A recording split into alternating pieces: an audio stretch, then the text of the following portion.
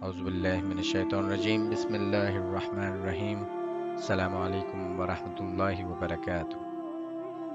He was Al-Junayd B. Muhammad B. Al-Junayd Al-Nahwandi Al-Baghdadi Al-Khazar Abdul Qasim, Sufi and one of the ulama. He followed the fiqh of Abu Tahwar.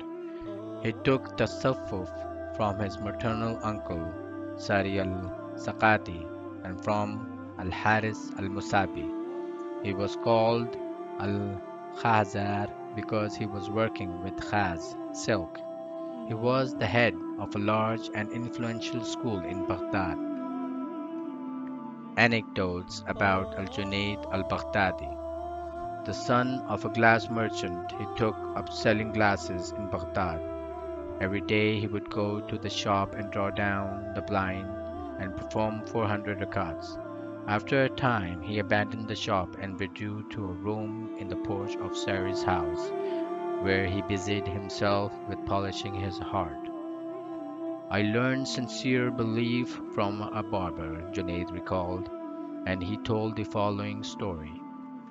Once, when I was in Mecca, a barber was trimming a gentleman's hair.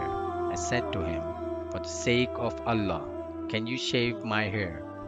"I can," he said, his eyes filling with tears. He left the gentleman still unfinished. "Get up," he said. "When Allah's name is spoken, everything else must wait." He seated me and kissed my head and shaved off my hair. Then he gave me a screw of paper with the small coins in it. "Spend this on your needs," he said. I thereupon resolved that the first present that came my way I would give him in charity. Not long afterwards, a bag of gold arrived from Basra. I took it to the barber. "What is this?" he said. "I made up my mind," I explained, "that the first present that came my way, I must give it to you. This has just arrived." "Man," he exclaimed, "have you no shame before Allah? You said to me, 'For the sake of Allah, shave my hair.' Then you give me a present. Have you ever known of anyone doing a deed for the sake of Allah and taking payment for it?" One night, a thief entered Junayd's room, finding nothing there but a shirt. He took that and fled.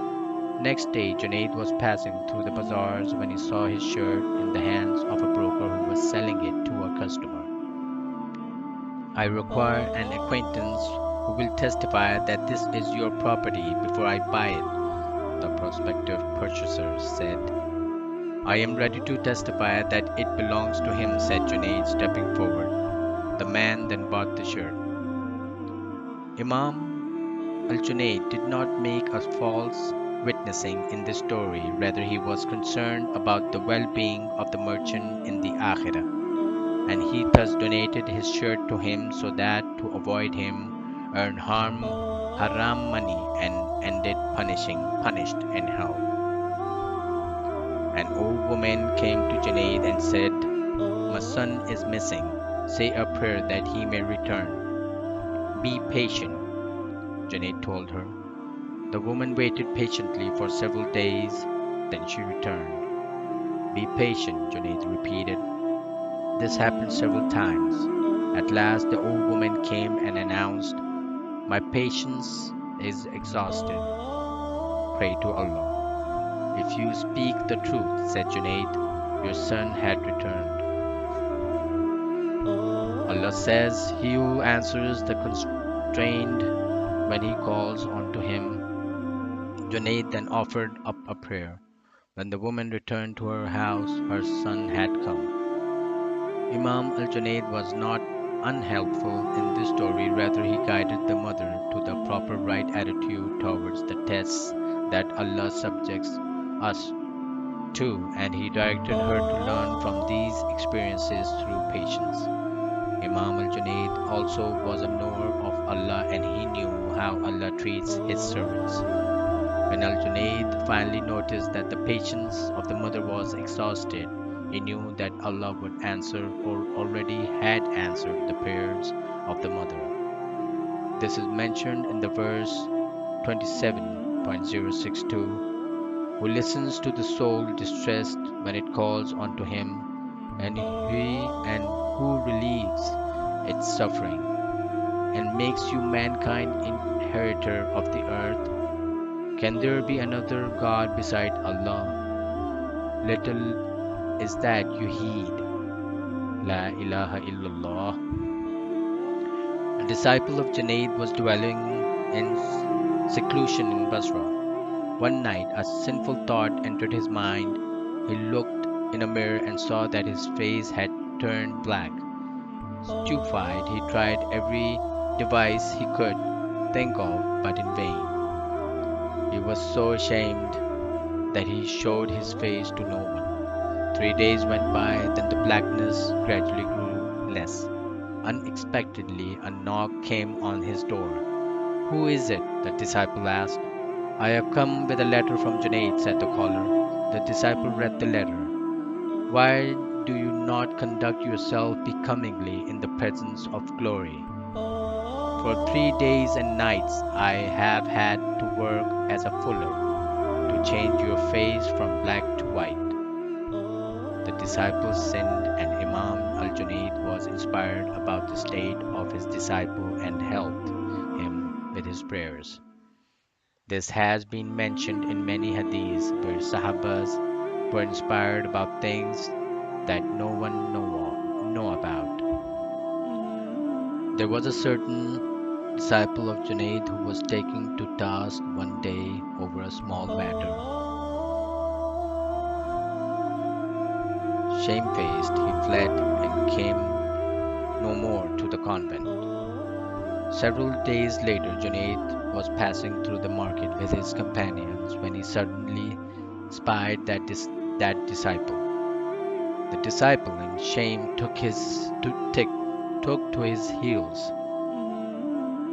"A bird of ours have flown from the snare," said Junayd, turning back his companions and falling on the disciple's heels. Looking back, the disciple saw the sheikh coming, so he quickened his pace. Presently he reached a place where there was no exit, and in shame he turned his face to the wall. Presently the sheikh appeared on the scene. "Why are you making for, master?" the disciple asked.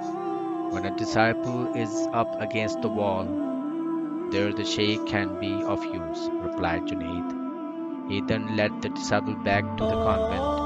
The disciple fell at his feet and begged Allah's forgiveness. Those who witnessed this spectacle were deeply moved, and many repented. The Sheikh Junayd had a disciple whom he loved above all the others. The other disciples were moved to jealousy, a fact which the Sheikh realized by his intuition. "He is superior to you in manners and understanding," he told them. "That is what I had in view. Let us make an experiment so that you may also realize it." Junayd commanded 20 birds to be brought to him. "Each of you take one," he told the disciples. "In a place where no one can see you, kill it, then bring it back." All the disciples went off and killed and brought back the birds, all, that is, except the favorite disciple. He brought his bird back alive. "Why did you not kill it?" Junayd asked. "Because the master said it must be done in a place where no one can see," the disciple answered. "Wherever I went, Allah saw." "You see the measure of his understanding," Junayd exclaimed. "Compare that with that of the others." All the other disciples begged Allah's forgiveness.